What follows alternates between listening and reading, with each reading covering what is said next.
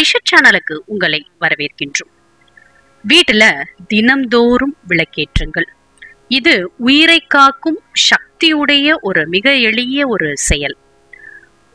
தினந்தோறும் விளக்கேற்றி இந்த திரிகளை என்ன செய்யலாம் அப்படின்னு பல பேர் கேட்டிருக்கீங்க. அதற்குண்டான பதிவு தான் இது. ஐஷா சேனலை சப்ஸ்கிரைப் பண்ணிக்கோங்க. பக்கத்துல இருக்கிற பெல் ஐகானையும் பிரஸ் பண்ணிக்கோங்க.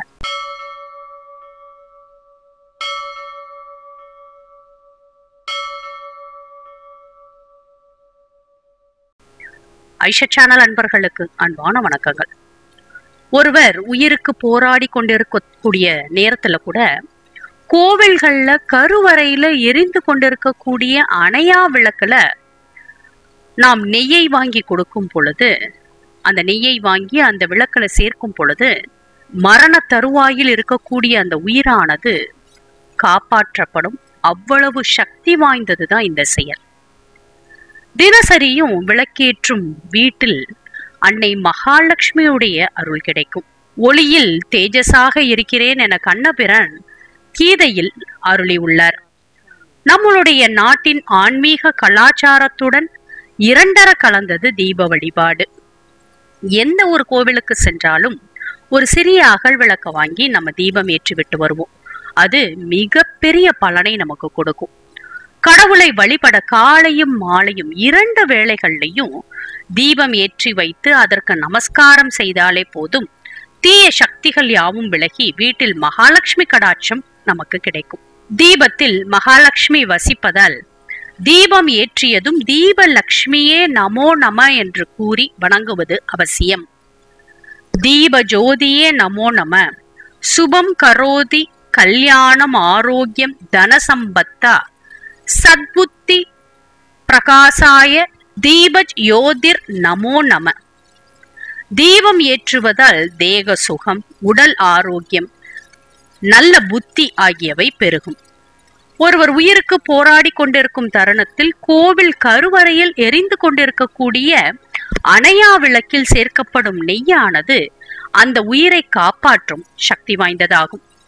திருக்கோவிலில் ஏற்றப்படும் தீபத்தின் ஒளியானது சூரியனின் மூலம் இறைவனை அடைந்து உடனுக்குடன் அதற்கான நற்பலன்களை நமக்கு அளிக்கும். வேதாரண்ய திருக்கோவில்ல அணைய போகும் விளக்கை தூண்டிய எலி மறுபிறவியில மகாபலி சக்கரவர்த்தியாக பிறந்ததாக வரலாறுகள் சொல்லுது. இதிலிருந்து திருக்கோவில்களில் ஏற்றப்படும் தீபத்தின் மகிமையை நம்மால் புரிந்து கொள்ள முடியும்.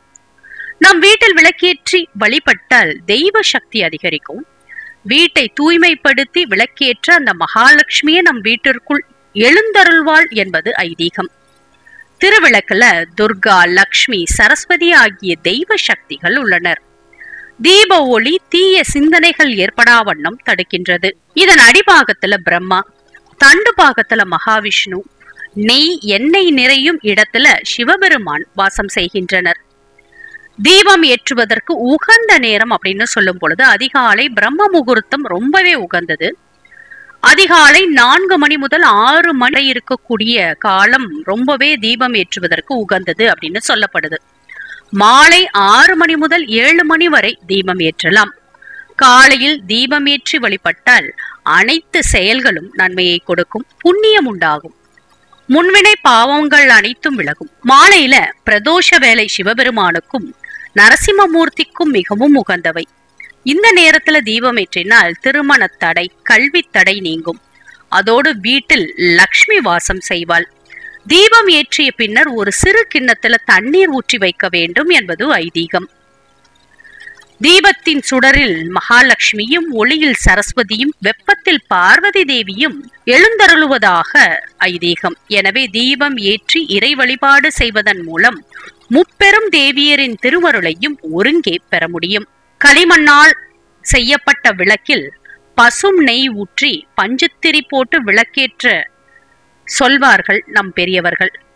அம்பிகை வாசம் செய்வதாக நம்பப்படும் பசும் நெய்யை தீபத்தில் இடும் பொழுது அது சிவமாகிய ஜோதியுடன் சேர்ந்து சிவசக்தி சொரூபமாகின்றது. விளக்கேற்றக்கூடிய வேளையில திருமகள் இல்லத்தில் உறைந்திருப்பதாக ஐதீகம். அந்த சமயத்துல பெண்கள் கூந்தலை விரித்தபடி நிற்பது நல்லதல்ல. எனவே விளக்கு வைப்பதற்கு முன்பாக மாலை 5:30 மணிக்குள் பெண்கள் தலை சீவி தங்களை அழகு செய்து கொண்டு விளக்கேற்ற தொடங்க வேண்டும். மண்ணால் செய்யப்பட்ட விளக்கேற்றினால் பீடை விலகும்.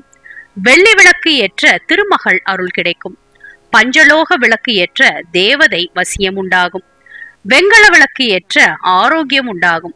இரும்பு விளக்கு ஏற்ற சனி கிரக தோஷம் விலகும். நெய் தீபம் ஏற்றினால் செல்வ விருத்தி நினைத்தது கைகூடும்.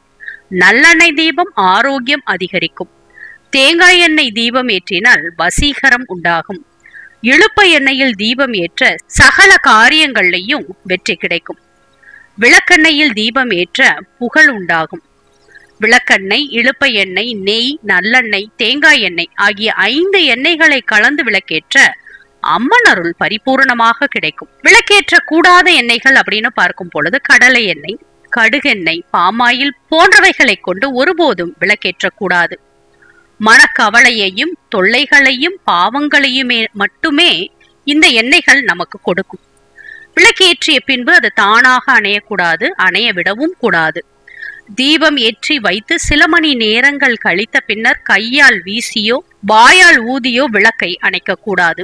பூ அல்லது அரிசியால் மட்டுமே குளிர்விக்க வேண்டும். விளக்கேற்றியதும் மீதம் இருக்கக்கூடிய திரியில என்ன செய்யலாம்? இந்த திரிகளை பயன்படுத்தி இதை செய்தால் உங்கள் வீட்டில் உள்ள துஷ்ட சக்தியும் ஒளிந்துவிடும். பொதுவாக வீடுகள்ல மாலை வேளைகள்ல விளக்கேற்றி வழிபடுவது வழக்கம். ஊதுபத்தி ஏற்றாவிட்டாலும் மாலை 6 மணிக்கு விளக்கேற்றினால் லட்சுமி கடாட்சம் உண்டாகும். 5 எண்ணெய் கலந்த எண்ணெயையோ அல்லது வெறும் நல்லெண்ணெயையோ அல்லது பசும் நெய்யையோ வைத்து தீபம் ஏற்ற வேண்டும்.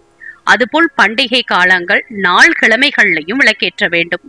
பஞ்சத்திரியை கொண்டுதான் விளக்கேற்ற வேண்டும். எப்போதும் விளக்கானது கிழக்கு நோக்கியோ மேற்கு நோக்கியோ ஏற்ற வேண்டும். இந்த திரியும் பஞ்சத்திரியாக இருத்தல் வேண்டும். தீபம் ஏற்றினால் அது திரி முழுவதும் எரியக்கூடாது என்பார்கள். எனவே தீபம் ஏற்றியதும் சில மணி நேரம் எரிய விட்டுவிட்டு பிறகு குளிர்விக்க வேண்டும். எரியும் போது விளக்கின் திரியை பின்னோக்கி இழுத்து எண்ணெயில் தோய்த்து விட்டால் தீபம் குளிர்ந்துவிடும். ஏற்றிய திரியையே ஏற்றக்கூடாது. இதனால் தினமும் திரியை மாற்ற வேண்டும். அவ்வாறு தினமும் மாற்று திரியை என்ன செய்யலாம் என்று குறித்து நம்ம பார்க்கும் பொழுது, தினமும் திரியை மாற்றுபவர்களாக இருந்தாலும் அல்லது வாரம் ஒரு முறை மாற்றினாலும் உபயோகப்படுத்திய திரிகளை ஒரு சிறிய பாத்திரத்துல சேர்த்து வைத்துக் கொள்ளுங்கள்.